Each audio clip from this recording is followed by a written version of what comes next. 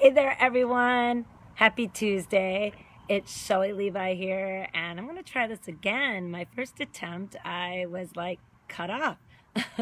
So hopefully I can keep my connection here this time. Anyway, as you can see in the comments on this Facebook Live, I wanted to kind of talk a little bit more about being an advocate for your health. I mean, so let's first ask the question, how many of you out there are struggling with health issues or ailments? You've been in and out of the doctor for various things. Maybe the doctors put you on multiple medications and nothing is working. If anything, things are maybe getting worse. I mean, how many of you out there are dealing with stuff like that? And it brought my attention because I actually had a friend of mine reach out to me yesterday and message me. She's really struggling, and she even made it in the comments in the message. She's like, I know you're not a doctor, and we've all learned that already. My dad's already said that for all of us, that I'm not a doctor. But she knows that I've been a big, huge advocate for health, and that I've dove in to learn a lot about autoimmune disease. And she wasn't even sure on where to begin or what questions to ask when she goes into the doctor. And so I thought what I would like to do is, as we know, she was explaining to me kind of what's going on. And again, I'm not a doctor, but as she was talking me through some of the things she was dealing with, one of the things that she brought up was the fact that earlier this year, she had the Epstein Barr virus, but nothing was ever really done with it. And that stood out to me as a red flag, because yes, Epstein-Barr we'll see maybe in kids or young adults as a mono, but you can actually Google this, and I did. It's not very common in adults to get something like that.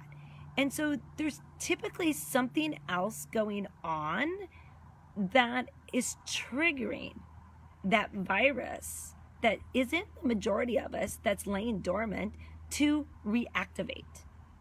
And even just by simply Googling, and you guys can all try this, I Googled Epstein-Barr virus and your top searches are going to come up.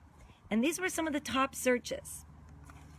MS, Epstein-Barr virus, and the MTHFR, which is a mutated gene. The other things that came up was and lupus, and thyroid, and mono, and Lyme, and shingles, and autoimmune disease, and fibromyalgia. What do the majority of those things have in common? All autoimmune. And so I asked her, I said, have you ever been tested for any autoimmune diseases? And she hasn't. No one's ran any autoimmune disease tests on her at all. And so it saddened me. And it's not, I'm not here to bash doctors by any means, because there are some good doctors out there. But I think the important thing that we all need to really keep in mind is we've got to start taking more responsibility for our health. We got to be more proactive about what's going on.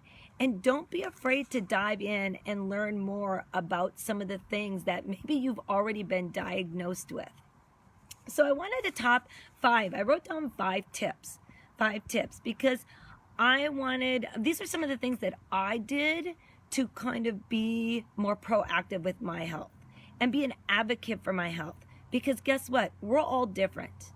And a lot of the things that the doctors do are based off a cookie cutter type protocol. And not everyone, what works for you may not work for me, even though we're dealing with the same type of disease. We might have a concoction of different things going on, requiring a different protocol to manage our health. All right? So these are some things I want you to keep in mind. Tip number 1, if you've already been diagnosed with an illness or a health ailment, dive in and research it. Learn everything you can about it. Why does it happen? What are some other health ailments that are associated with it?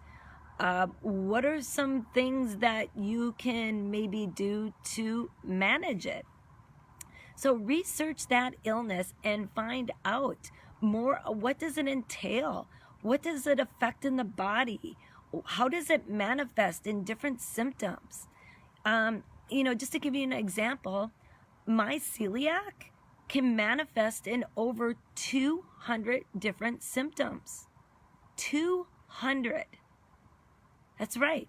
That's a lot of freaking symptoms, but it started to make sense. Once I got the proper diagnosis, as I look back, I'm like, oh my gosh, these are all symptoms of celiac disease, of what I was dealing with. But no one paid attention to it. And I didn't know. So dive in and learn if you've already been diagnosed about some of those symptoms that may occur with your illness. Number 2, track what's going on. I wish I would have done this. I would have tracked. I remember some things that took place before I was diagnosed properly with my celiac and fibromyalgia and Hashimoto's. But I can think back. There was, in the middle of the night, I break out in hives. There might be another time where I had canker sores all over my mouth. There might be another time where my hair, major breakage took place, and my hair was falling out in clumps. These are things to pay attention to, the different symptoms that are going on, and write down what's occurring, what's taking place in your life at that time when things are happening, any changes that are taking place from a symptom that you normally have. How are you reacting to foods that you're eating? Are you always feeling like you're bloated and 6 months pregnant after you're eating gluten or dairy? Write that stuff down and track it. Number 3, family history. That was another thing about my friend that messaged me yesterday. She's got some family history of some autoimmune disease. So again, that is something that is important for you to be armed with when you're going into your doctor and to get a proper diagnosis. If you have a family history of autoimmune disease, that means you've probably got some of that same genetic makeup and are predispositioned for some of these things occurring as well.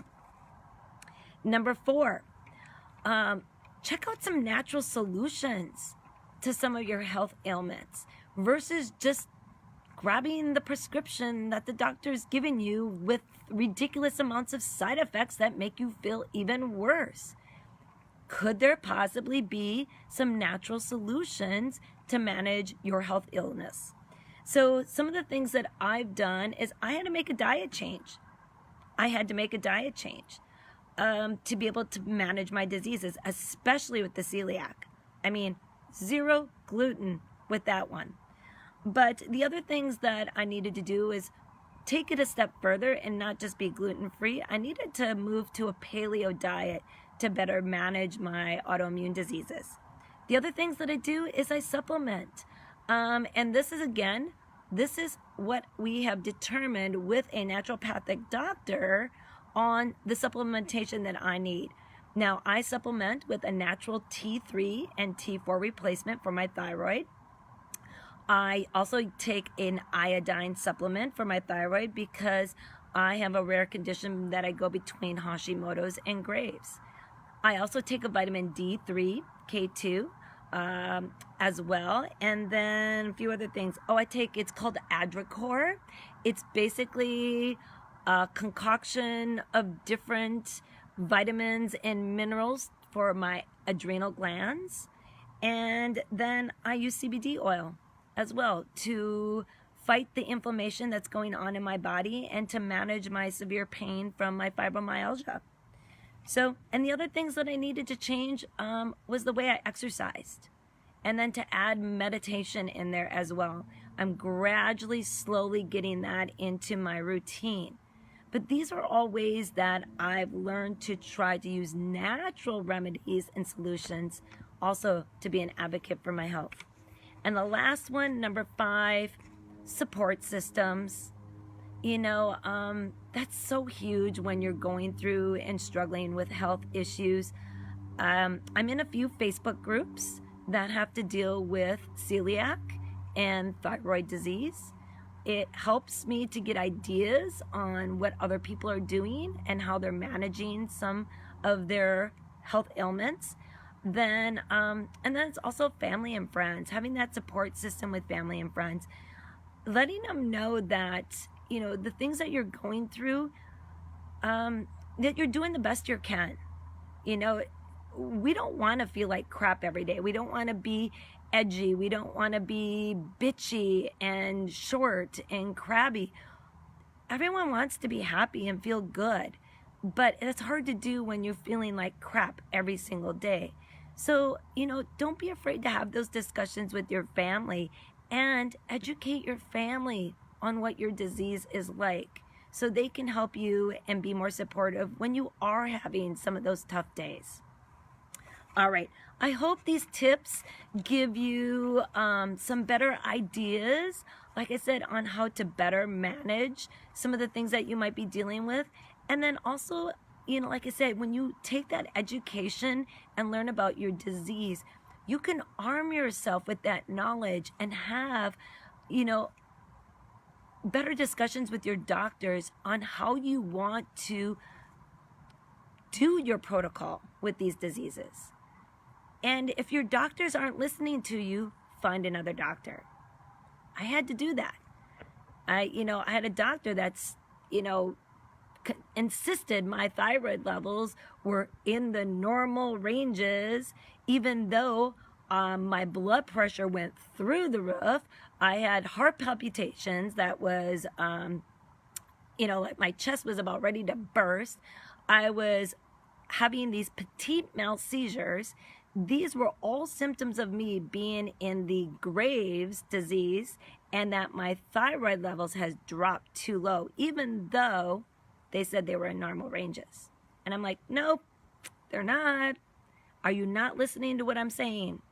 And so that's what I mean. If your doctors and your healthcare professionals are not listening to you, find someone who will listen to you and listen to what you're saying and your symptoms and be able to help guide you to find that, I guess you can say, that balance that works for you.